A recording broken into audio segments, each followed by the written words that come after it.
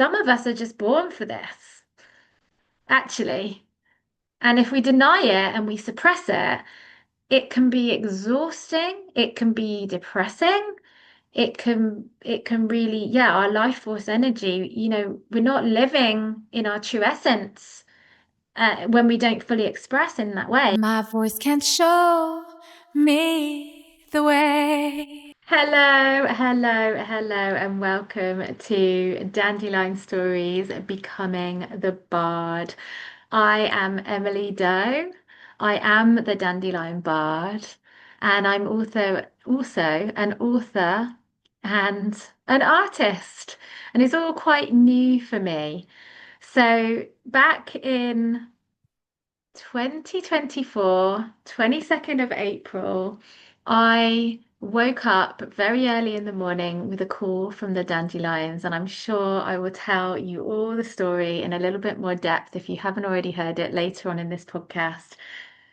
But at that point, I was awoken and I felt this message from the Dandelions, and it was a very clear message to write a book. And I have written that book.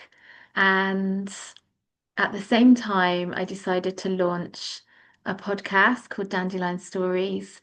And that podcast was just really 9 episodes of me kind of figuring out exactly how I write the book and the journey that I was going on at the time. And more recently, I have felt the call to becoming a bard. And so this season of Dandelion Stories Becoming the Bard is really going to hopefully tell the story in a little bit more depth around what that means for me and some of the things that have happened since. And I'm also going to be inviting other people who I have met, magical beings who have also felt the call to becoming a bard. And I've also met bards and druids, and I have started to explore really what bard life means for me. And I'm hopeful that the other guests that I meet and bring onto this season of Becoming the Bard is going to kind of give us a bit of an insight and a snapshot into some of those stories of those others who are feeling this call to becoming a bard, and also just other weavers of story and authors who I feel add something enriching to this conversation, to this way of life. And so today I look forward to speaking to you about my experience thus far, since I felt that call from the Dandelions. And I am also welcoming with me today Pete, who is the guitarist on the album that I created last year called My Voice. You can listen to that on all good streaming platforms, should you wish. And Pete is here to really talk to me about the journey that we've been on together, but also to ask me questions so that it kind of keeps me in flow and I'm able to introduce this season of Dandelion Stories Becoming the Bard. So welcome, Pete. Good to have you here with me today. Hello, nice to meet everybody. Yes, should we kick off and have a chat about what drew you into being happy Let's, journey? Yes, let's, let's. yeah, Like, Pete is obviously, as you can hear, a wonderful Welshman who we've met in person a few times, Pete, but we've been working together for mm, about a year and a half, I yeah, want to about a say, year and a at half. this Yeah, thing. yeah, yeah. Yeah, so Pete knows me quite well.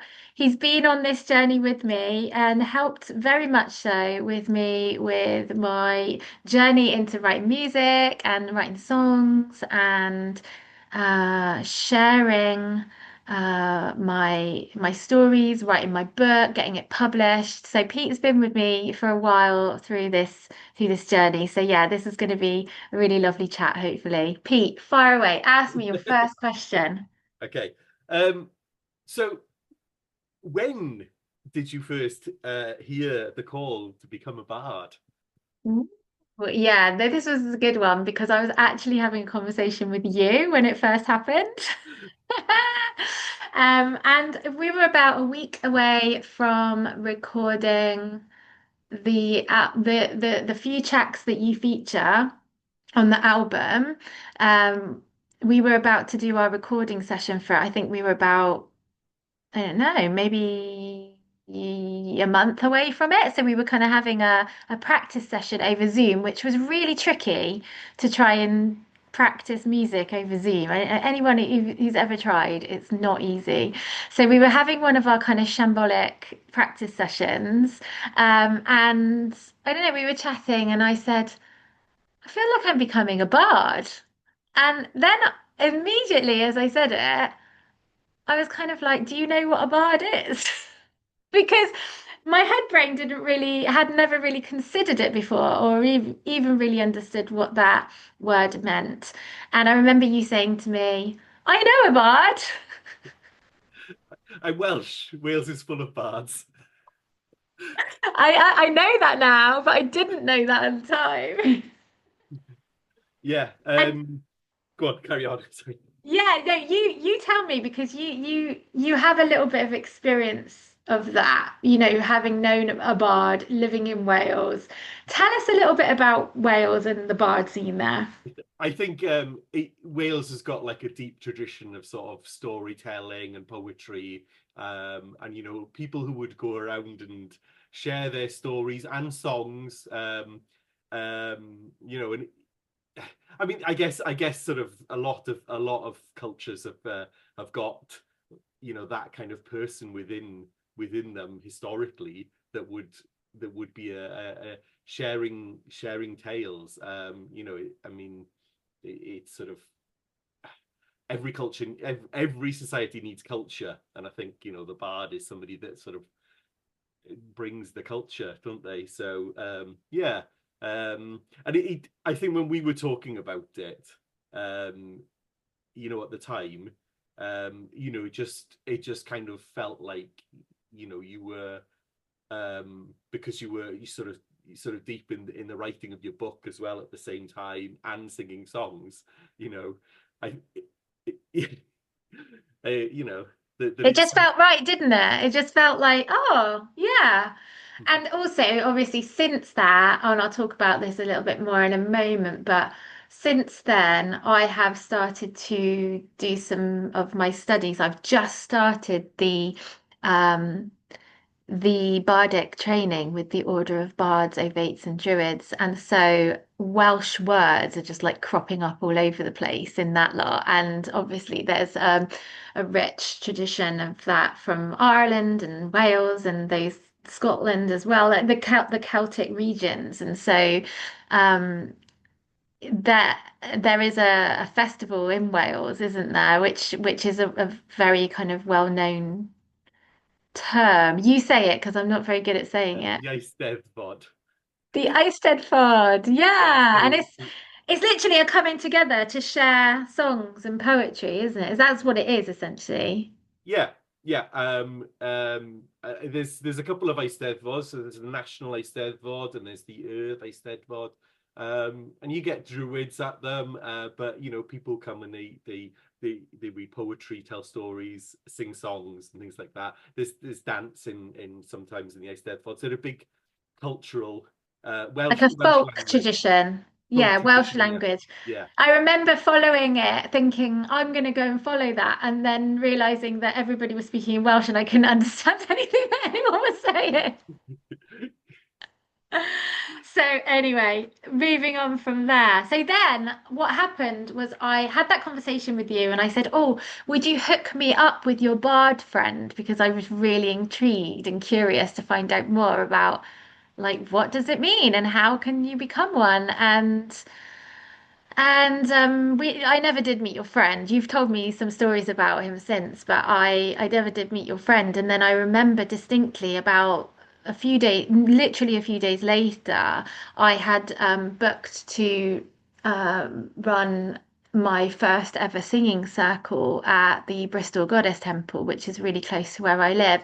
And I thought, I know I'm going to go down and join one of the evenings that was down there, one of the circles that was down there, and I'm just gonna meet some people and tell them, like, introduce myself and say, like, I'm Emily, I'm coming here to run singing circle in a few weeks' time, and it would be really lovely to, yeah, have some of you join me there and that kind of thing.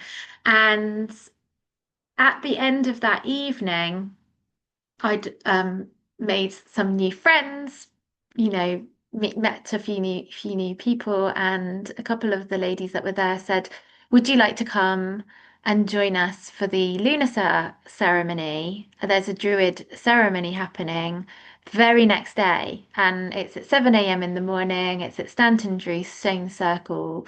Would you like to come and join us?" And we got all excited, and I said, "Oh, I've been meaning to go because I'd been told about Stanton Drew, and it's not too far from where I live, and I'd never been." And so it was a full body, like, and I've learned to listen to my body as part of the journey that I've been on. It's part of what my book describes as kind of how to listen to your body's wisdom. And my body had this kind of electrifying kind of excitement rushing through it.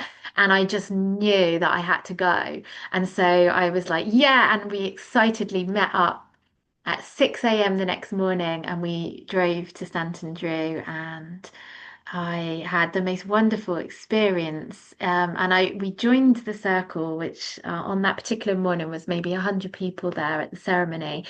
And uh, the people that were running the ceremony, the druids that were um, holding the circle, said, anybody on the druid path, come into the center and join us for the drumming and the chanting. And I don't know, I looked at my friend Claire and my body just started walking in, and my body was taking me, and I just said, I think that's me.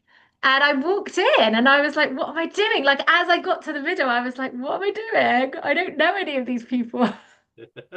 And and luckily I knew the chants because I'd learnt them for my singing circles, and I started singing with them, and then I came back out to the edge and I was like, what just happened? And at the end of this wonderful ceremony, which I enjoyed thoroughly, I said to my new friend Claire, will you video me singing some of my songs here at the Stones? And so she did, and I sang a couple of songs that I'd recently written. And Adrian, who is now a good friend of mine, came over and said, I feel like you're the Pied Piper, and listened to me singing. And then a couple of other people joined and said, oh, will you sing that again? Is that your song? And I said, yeah, I've just written this song. And I'd explained that I was making an album and at the time and things like that. And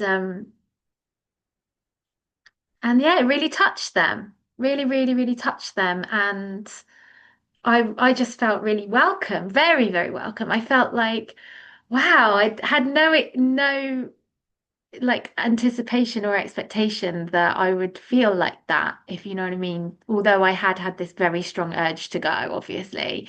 And then JJ, another one of the druids who holds the circle, said, "Can I bless you? I really want to thank you for coming here and bringing your beautiful song. Can I bless you? I give you a druid blessing." And I just instantly felt, well, I don't know, I felt initiated in some way. Which again, I hadn't been seeking that or wanting that in any way. But it's true that that's how I felt. And I came home and I was so excited. I was so uplifted, having been through that experience. I felt so connected to my purpose in that moment. And so I started to Google bards, basically. And that's when I discovered the Order of Bards, Ovates, and Druids, and realized that there was like this was a thing. And so I didn't immediately join, but I was curious, and yeah, the story kind of unfolds from there. But Adrian said to me, "Would you come back for autumn equinox and sing a song in the ceremony?" And I absolutely knew that it was a yes from me. And I said, I will write a song especially for the ceremony. I'd met somebody who identifies themselves as a druid at a festival a few weeks before that. Actually, no, probably only a week before. It was all moving really quickly. So, yeah, probably like a week before I'd been at a festival and I'd hosted a singing circle at the festival. It was the first singing circle I'd ever hosted on my own, anyway. And it was a big, stretchy moment for me to do that.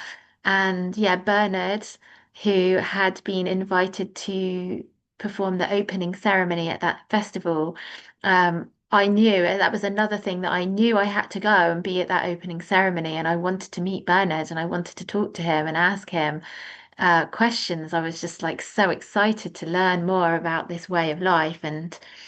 Um, and he had gifted me a stone, which actually now has become the stone on my staff.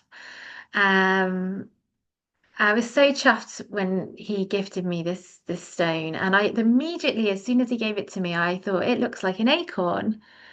And little did I know that the acorn was really symbolic for Druidry, and so yeah, so I kept that stone and I took it with me and I held it in my hand when I sang. Um, at the Stones. And I ended up writing that song and singing it in the ceremony. And that song was called Old Oak Tree. And it was really quite serendipitous, really, because I didn't know the significance of the oak tree. I didn't know the significance of the acorn. And it was only afterwards, after I'd written the song, that I was like, okay, this is actually, this actually works. It actually is very appropriate, not only for the purpose of being in a druid ceremony, but for the purpose of the equinox as well. So I was really, really, yeah, really felt everything was magically kind of synchronistic. Actually, that same day, I went to visit my mum who had broken her foot, and as I was walking through the the council estate, which links my house with her house, um, I found this on the path in front of me. And as I came across it, I just looked down and thought, that's mine, that's my staff. And that was really, really, again, very clear. Like that, you don't usually find big sticks Mhm. on the paths around in the council estate.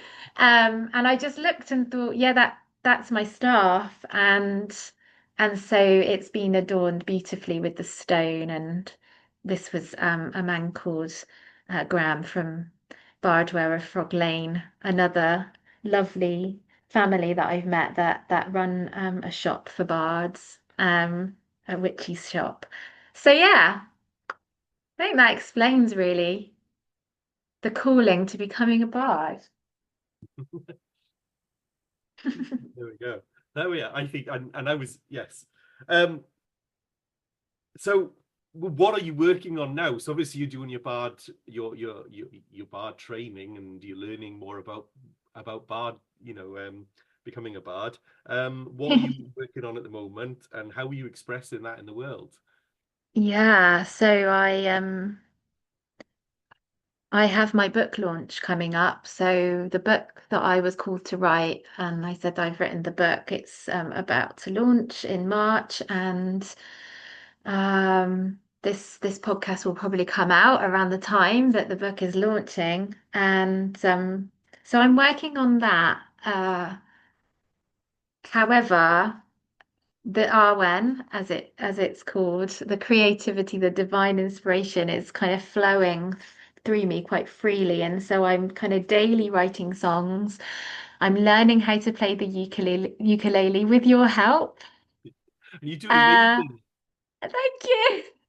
I'm loving that. And when I explained to my partner that I was going to buy a ukulele and learn to play it so that I could take my songs out and tour them around at festivals and things, I definitely felt a sense of, oh, another thing, another, why don't you learn the instruments you've already got?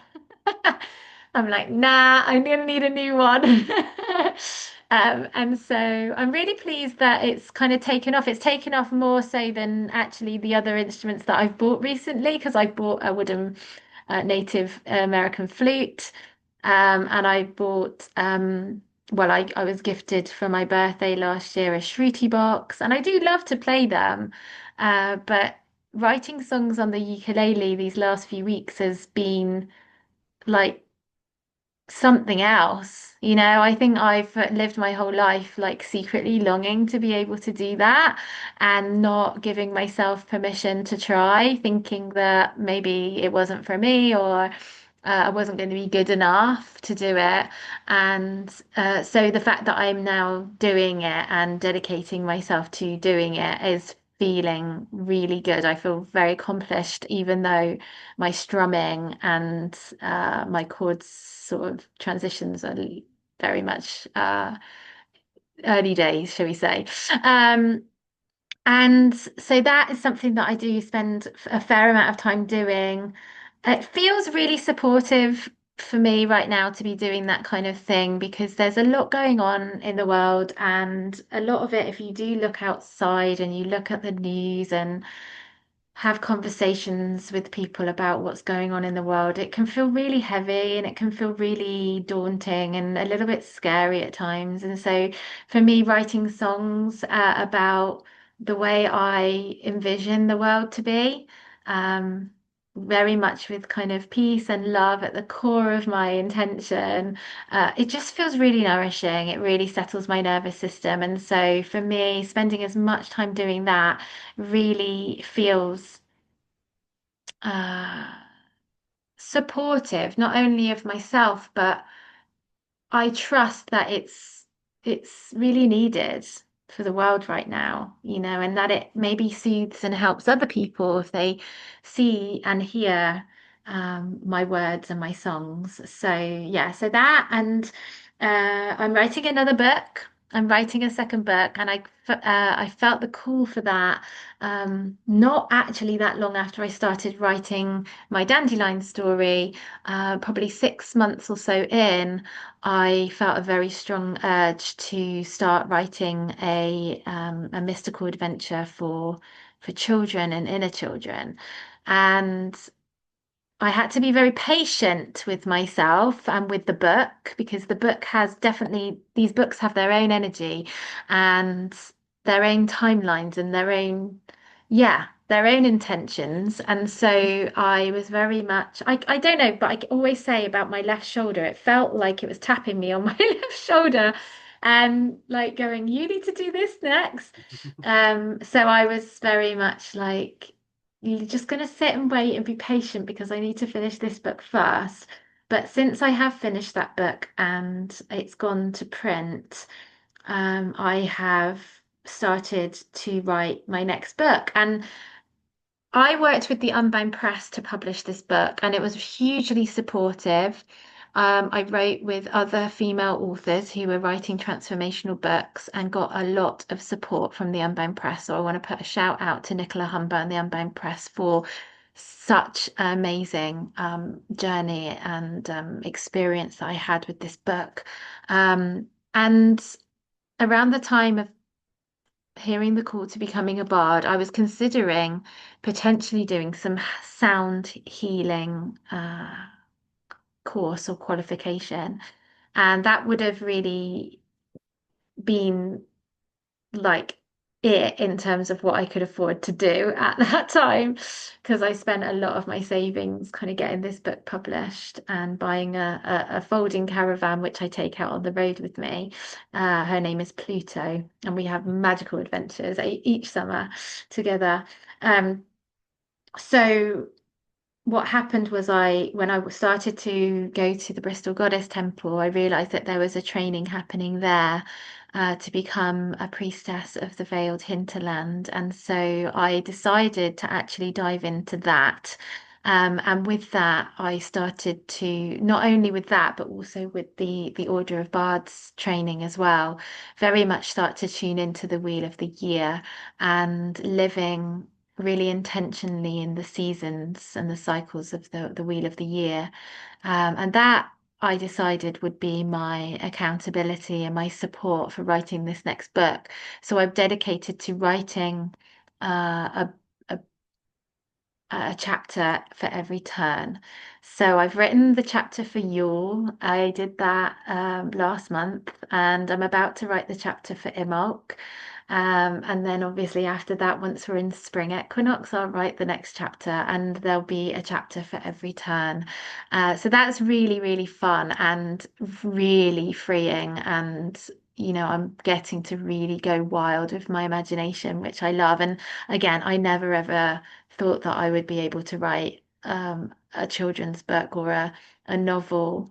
Um, it's not really for small children, it's for kind of slightly older children, and it's probably going to end up being quite lengthy, but I really hope that it's going to be a magical adventure for anyone who dives into that story. I'm certainly having a magical time writing it. I'm also writing songs for every turn that will feature in the book. So the book is becoming a musical, magical, mystical, shamanic adventure for children. And so my songs are going into that book, and I'm also sharing them in ceremonies as and when I can. And so far, I've been blessed to have the opportunity to share at Stanton Drew since that first time I went. So that's amazing. And I have also started a bardic sharing circle for every turn of the wheel as well. So opening up a space for a very gentle space for other people who write poetry and songs and stories to come and share their inspirations and share their work with us in a really kind of gentle, like nourishing, no spotlights, no stages. We're in circle. I'm hoping to do some outside events throughout the summer as well. And that my Dandelion story is very much about my reclamation of my own voice. And many people, many creative people, maybe don't have the confidence to share their voice. And so I really hope that it's giving that space to stretch themselves in a comfortable way, to stretch themselves and to build more confidence in sharing their voice. Because I very much feel, like you said, we need the culture makers to really rise up at this time and to start to envision and to share stories which are really heart-based and heart-led and soul-nourishing, because these times can feel quite daunting and dark otherwise. And so, yeah, bringing that much more to the forefront of the culture. So I'm really passionate about that, and I hope that this podcast will do the same thing, inviting others to share their voice and share their stories and their perspectives, and just, yeah, soul-soothing chats. That's what I'm here for. Brilliant. So I guess now, how do you see yourself continuing to live as a bard, and how do you want people to engage with you? And how can That people get involved with you on your journey as well? that's the tricky part. How do I see myself continuing to live as a bard? I really don't know, if I'm perfectly honest. It feels like when I first kind of discovered it, it felt like a sort of like a vocation that somebody might have had 500 years ago, and it doesn't really exist anymore.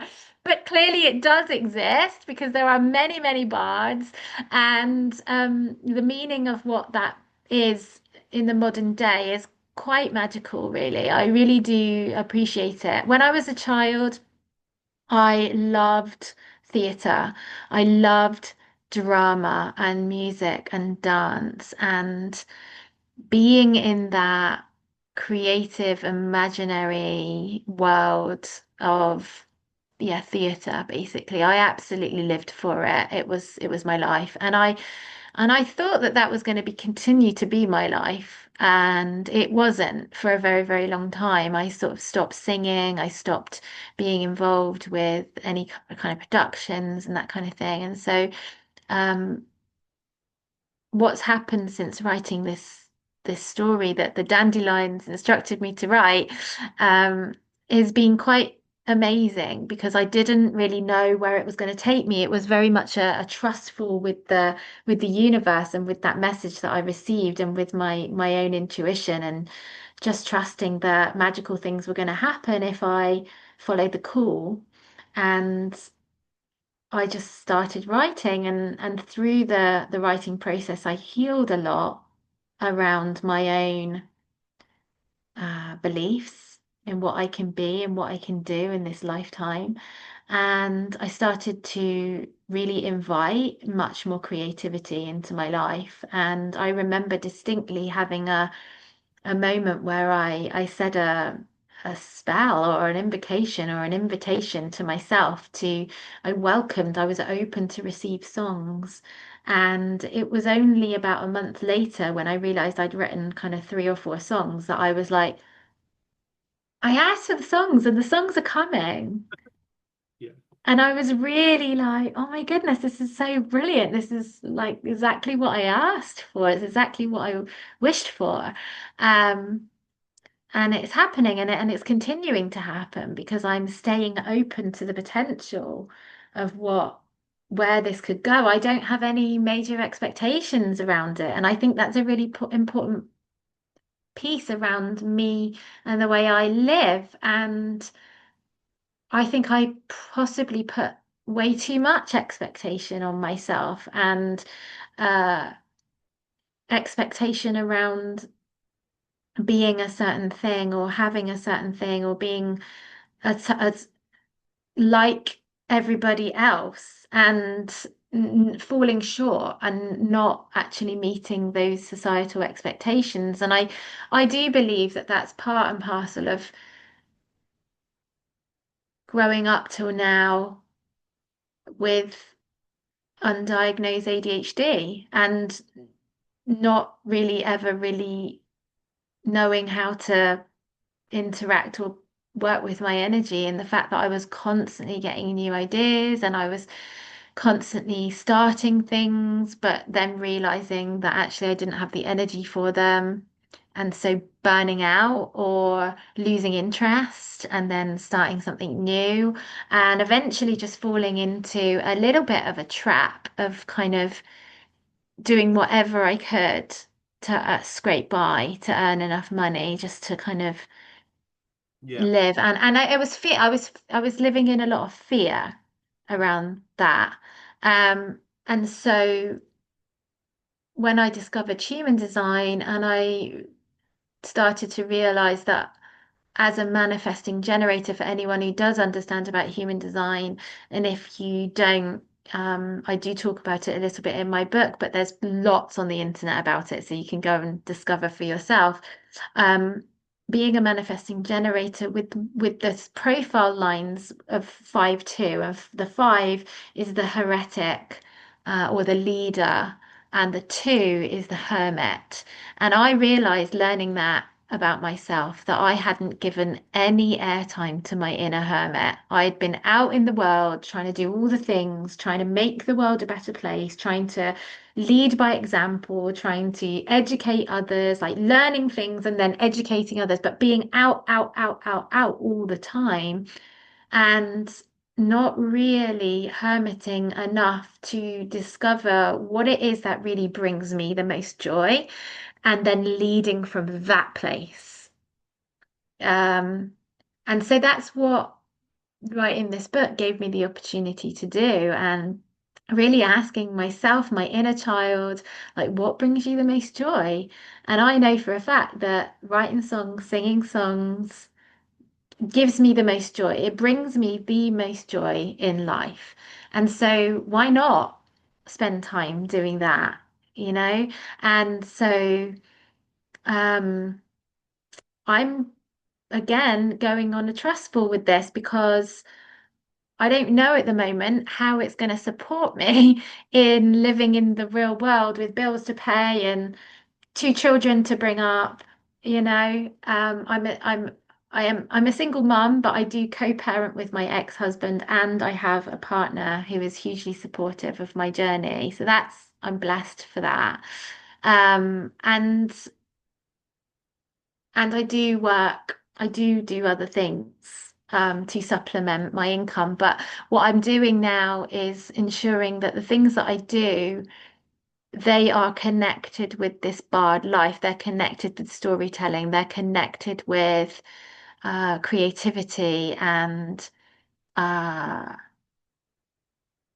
compassion and heart-led courage and all of that stuff and really kind of it's about connection, it's about relationships. So I work with a CIC who runs programs in schools.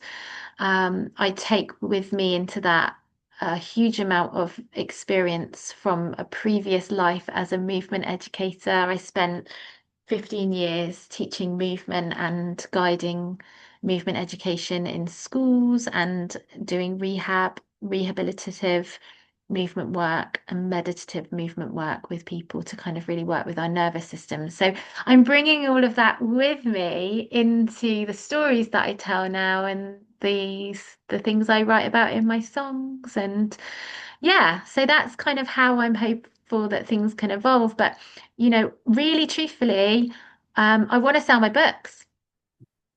That's how I want to live now, I want to write my books, sell my books, potentially turn my new story into a musical production of some kind, whether it's a film or whether it's a theatre show. I'm not sure yet. We're just going to kind of leave it open. I've blown those seeds, as it were, of the dandelion out into the sky, and I'm going to let them land where they land, and just live each day as it comes. Brilliant. I think that's the best way to be, though, isn't it? You've just got to let it all happen. Yeah, anything too forceful, I found, yeah, doesn't flow. Mm. Um, and also I can end up exhausting myself trying to do too many things at once. And so that's why really leaning into the earth and the earth-based spirituality, the earth-based wisdom, the wheel of the year, it feels so supportive because I have just spent a large part of my winter being very quiet, very internal, creating lots, but not out in the world. And so coming into spring and summer will be a time for me to come out, just like the dandelions, and kind of do my thing a little bit more out in the world. And then I can retreat again back into a quieter time during the autumn and winter. Yeah. Okay. Yeah. So I guess there's also now, what can people expect more now from the rest of this podcast? Have you, what have you got in store for everybody? Oh, interesting. I don't know. We're going a little bit off piste We here. are. Ooh, okay. Well, I'm actually considering singing a song, and I know what I'll do. So it was actually around the time of solstice last year, actually on the solstice last year, Yeah. that I was out walking at 4 o'clock in the morning. I was really, really determined to see the sunrise. And I did want to go to Stanton Drew. I had no idea there was a ceremony happening there at the time. And I didn't actually feel confident enough to go because I didn't know anybody who wanted to come with me at the time. And so I just went walking in my local, just like where I would normally go walking around where I live. And I walked a little bit further than usual and I walked up into the fields. And as I was walking, a song came through. And I haven't really shared this song in many places. And I'm absolutely certain it will probably make its way into the new book. Um, and as I was singing it, I sang it over and over and over and over so that I could really embed it in my body's cells, and I just wanted to remember it. And as I was singing it, I suddenly I did feel like a child again. I felt like I was living in a musical.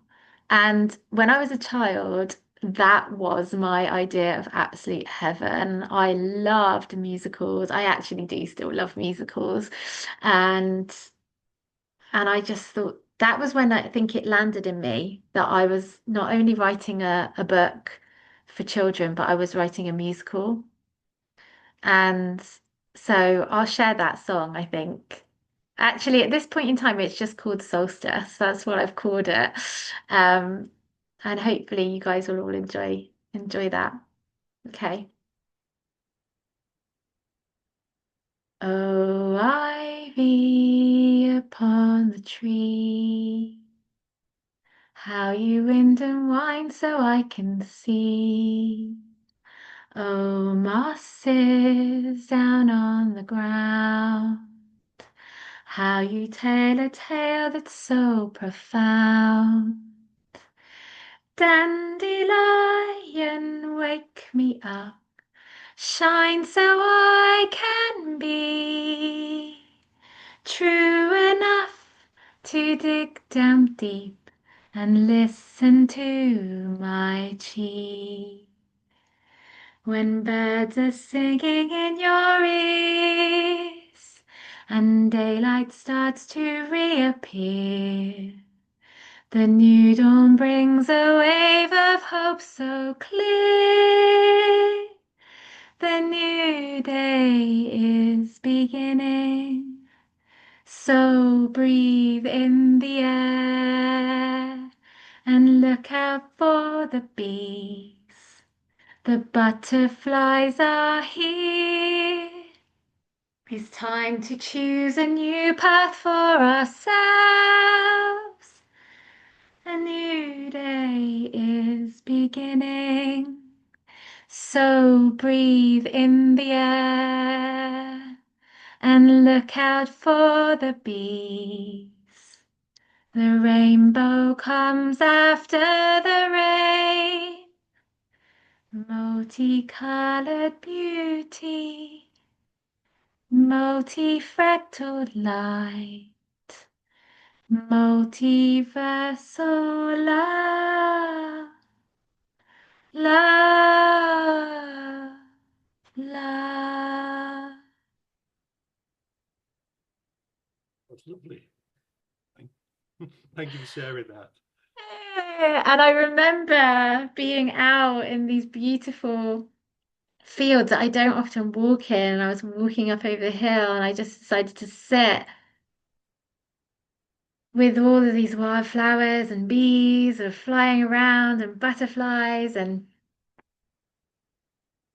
I was singing and I looked up and there was a female deer watching me. And we froze together for a few moments looking at each other. And I didn't want to even breathe, you know. And I thought I need to grab a picture. And so as I scrambled for my phone, of course, the deer just popped off and left. And I just knew in that moment, like, I'm doing exactly what I'm meant to do. Yeah. It was just so beautiful. And, you know, as my name is Emily Doe, and Doe is the name of a female deer. And so I feel hugely connected to that energy, that nurturing energy of the deer.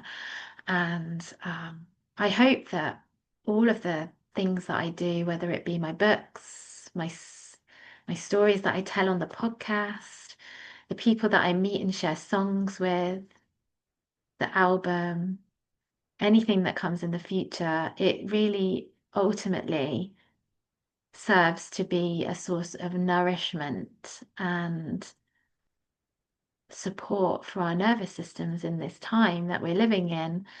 And my name wasn't Doe when I was born. Um, it's actually it was my married name. And I didn't know whether I would keep my married name once I got divorced, but I meditated with it, and that energy of the deer came through really strongly for me. And so it felt right to keep that name and move forwards with that name with the intention for that way of being in the world. Yeah. Thank you. Thank you for sharing all that. Sorry, I've got Thanks a for cat that's asking. come to join in. Where's Pablo? That's what I want to know. He's Pablo. He's But asleep anyway, behind us now. oh, Pablo, I'm glad someone's getting a nice snooze. Pablo features very briefly on the last track on my album, right at the end, because Pablo was there during our recording studio and he barked just at the right moment. And I said, we've got to keep Pablo in the recording. So, yeah, anybody who wants to hear Pablo, go and listen to Blessed, which is the last track on my album called My Voice. Ends the album. It ends the album. It's amazing. I love it. So yeah, and Pete, tell me a little bit before we go, before we wrap up. Tell me a little bit about what your experience has been of working with me over this last year and a half, and like, yeah, So specifically thinking about maybe, well, all of it. Tell me what you want to tell I'm me. when you've been talking about sort of sort of like the call to do things and sort of going with the flow, working creatively, but you're not pressured to do things, but quite often you feel the pull to sort of perform. But you also talked about how that you come from a background of performing. Um, I remember we because obviously you'd mentioned that we worked on the songs over Zoom, um, which doesn't naturally work if anybody's ever tried to do it. I could hear you, I could hear my guitar. You couldn't hear my guitar, so you probably didn't, you know, you probably didn't have a good idea of how the song sounded. Not Um, at all. until we could meet up and do it in person. And we'd gone for a coffee first, and then we went and sat on a bench, and we just started working through some of the songs together. um We drew and quite a crowd. that's exactly what I was going to say. They like you just started, and what was a run through or like a little rehearsal became a performance, like an impromptu concert. And it was a really big crowd at one point. I couldn't stop and count them. I was like, wow. I went I like know.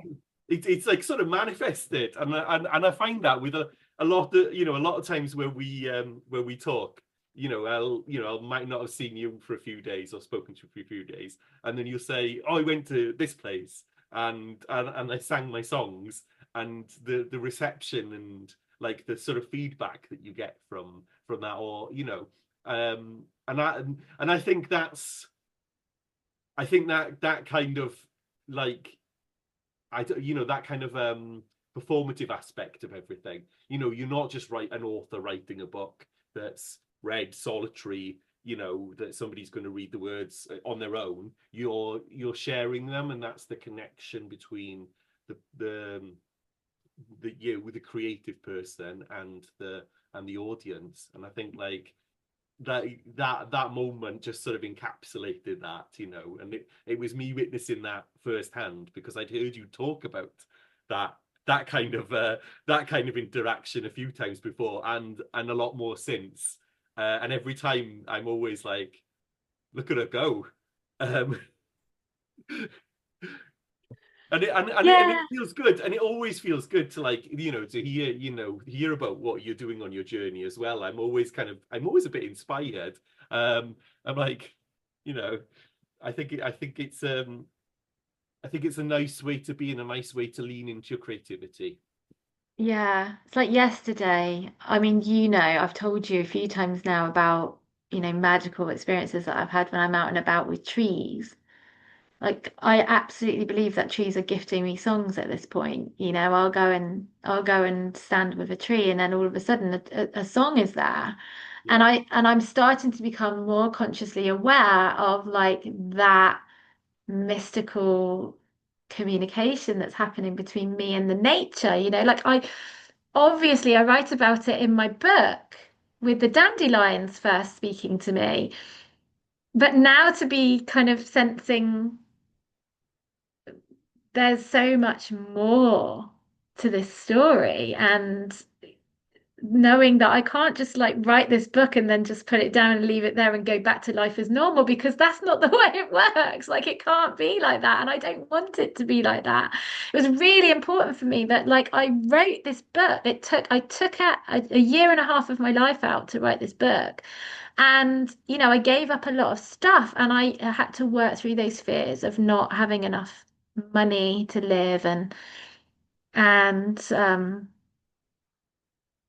one of the things that became clear towards the end was that I'm not just going to write this book and go back to the way things were before. I can't do that. Life has to be different for me now because Mm. I can feel into so much more potential for myself. And essentially, that idea of like living from my bliss.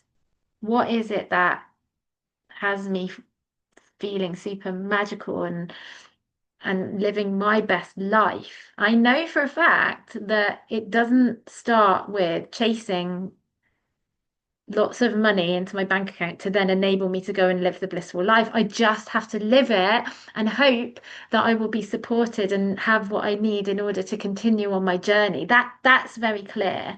Yeah, yeah, that's And it. so, I think you know, earning money to live and you're not doing something that brings you joy, but you're spending most of your life doing that, can be quite corrosive, So, you know, well, it's certainly not what I want to do anymore, and it's certainly not how I value my time anymore. Um, and actually, like life can feel very, very fast paced. But what this has done for me is it's slowed things down, and that is beautiful. And I think it's needed in the world. I think we need more of that yin. We need more receptivity, more feminine flow, more feminine energy. And we need, and I'm not I love how this book and the writing of this book helped me to kind of really integrate and heal the feminine and the masculine aspects of myself, because it's you have to do the thing. You have to like put all the actions into place, and you have to be really quite um disciplined around how you work in order to get that done. And that's where I'm really thankful that I've got you and I've got Kristen and I've got Holly supporting at the moment. And that really helps me to keep me on track and not get too lovely. distracted by other things, because I can get very distracted by other things. And there's been loads of stuff along the way, hasn't there, where I'm like, I'm doing this now, I'm going to do this now, and like, oh, maybe I'm going to make a business out of this now. And actually, none of those things stick. But what is sticking right now is the stories and the songs. Hmm. And it doesn't feel like a force or a push. It's like I want to do that. It's like it's not even a want, it's a like it just is. It just is there. And so that's really, really, I have to listen to that. I have to listen to that. And what else was I going to say? There was something else I was going to say. Like there's times when I'll just go off on my own to Glastonbury, because I love going to Glastonbury these days, and I'll go and I'll sit up at the tour and I'll sing in the tower. And I started doing that a little while ago. First of all, singing other people's songs that I'd learned. Um, and more recently, I go and sing a lot of my own songs up there. And that really, thinking back, kind of where my journey possibly began was I visited Glastonbury a few years ago with Craig, and we went up to the tour, and there were some people up there performing a ceremony and chanting and drumming, Yeah. and I was on the outside videoing them, and I just remember feeling this overwhelming sense of I want to be on the inside. I want to be in there. But I had no confidence to go join in. I didn't feel well. I wasn't welcoming myself into that space, shall we say. They would have welcomed me with open arms, of course. Now you know Um, that. Yes, yeah, yeah. I know that now, but I wasn't giving myself permission to put myself out there, and desperately wanting to, and having been desperately wanting to for a very, very long time, to have those experiences. And shaming myself in a way for it, like, oh, what gives you the right to want to do that, but why shouldn't I want to do that? Like there's also that other flip side of that now, which I can see a more balanced view of some of us are just born for this, actually. And if we deny it and we suppress it, it can be exhausting, it can be depressing, it can really, yeah, our life force energy, we're not living in our true essence when we don't fully express in that way. And so, um, I did do a lot of personal development work ahead of the dandelions waking me up and me going on this journey with the book and everything else. And through that, I did some work with Ebony Allard, and her work is all about being fully expressed, whatever that means for you. And it really helped me to, through that and the human design, which she also integrates with her work, it really helped me to start to discover what it is I'm here for. What Yeah, have I incarnated for in this lifetime? And I'm still figuring that out, like we all do. Life is a journey, it's not a destination. We know that, right? And I'm now so thankful to be living in the journey rather than thinking about the destination all the time. Yeah. And when I do go up there now, I'll go up often, I'll just go up on my own and I'll sit and I'll sing. And often there's other people up there who are also maybe singing or playing as well, or maybe there's nobody at the time. But I remember this one time where I sang, and I think I sang, I can't remember now actually what I was singing, maybe Rest a While, or it might have been somebody else's very beautiful song. And a man poked his head through the archway of the tower and said, "Thank you so much. I really appreciate your song." Um, and that's what I love is that feeling of like touching, moving people and touching their hearts. And that's connection from my heart to theirs, mm, and that's what I feel that I am here for that. I really love that so much. yeah, yeah, definitely. I think, yeah, that that goes back to what I was just saying, you about writing a book, and the story, you want to share the stories in person as well as writing it as a book, and you want to share the songs in person as well as recording it on an album. It's this, and I feel like it's something that we need more and more these days, is that human connection. I think, sort of things that have happened in the last few years and the way that life seems to be going in a lot of respects, Yeah. like, we need human connection in the Mm. face of AI and anything else, you know. Absolutely. I'm really thankful for this online platforms and this technology that we have in order to stay connected, especially, you're in Wales, I'm in Bristol, all of that. We can stay connected in this way. But I do think that there's going to be a lot more call for in-person and intimate situations, and people wanting to feel that in-person connection. So yeah, that leads me on to saying how people can get involved, because you did ask me that. So Bardic sharing circles, singing circles for women. You can check my website for that, emilyday.com, for all of the upcoming events. I'm also going to be doing some in-person book launch events coming up in the next couple of months. So yeah, look out for that. If you're following me on any of my social media platforms, on Instagram, I'm emilydoe.dandelion stories. And what else? Um, yeah, finally, I'm on Facebook as well. But I'm going to be interviewing and talking with other bards, other weavers of story, other authors. Really, really excited to find out what bard means for them, what bard life means for them, and yeah, learning more and having that shape my story moving forwards. And I'm also going to hopefully be shooting my first ever music video. I'm going to produce that myself. And so I'm on the hunt for other female authors who are leading from their hearts and wanting to lead a revolution from the heart and create a better world for everybody. And so if you're interested in finding out how you might be able to feature in that music video, um, you can come and talk to me. I'd very, very, very welcome that interaction from you. So yeah, I think that's everything, Pete. Brilliant. Yes, I think so. Yeah. Thanks, Emily.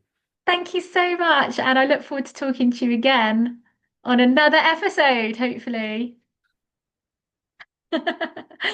Bye, everybody.